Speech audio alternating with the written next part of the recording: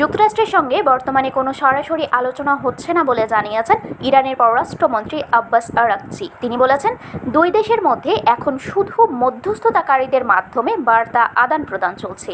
ইরানের বার্তা সংস্থা মেহেরকে দেওয়া মন্তব্যে আরাকচি বলেন, মধ্যস্থতাকারী দুই দেশের মধ্যে আবারও আলোচনা শুরুর পথ খুঁজতে চেষ্টা করছেন, তবে ইরানের সঙ্গে যুক্তরাষ্ট্রের একটি সমঝোতা স্মারকের কথিত লঙ্ঘনের বিষয়টি সমাধান না হওয়া পর্যন্ত আলোচনা পুনরায় শুরু হওয়ার সম্ভাবনা নেই।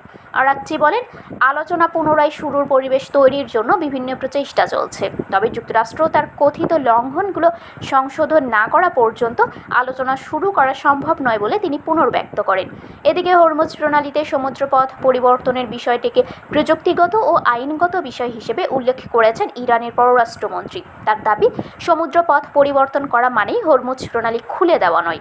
ইরান ও যুক্তরাষ্ট্রের মধ্যে উত্তেজনাপূর্ণ সম্পর্কের মধ্যেই আরাকচির এই বক্তব্য এলো। মধ্যস্থতাকারীদের মাধ্যমে যোগাযোগ অব্যাহত থাকলেও সরাসরি কূটনৈতিক আলোচনা পুনরায় শুরুর বিষয়ে এখনও তেহরানের পক্ষ থেকে সবুজ সংকেত মেলেনি।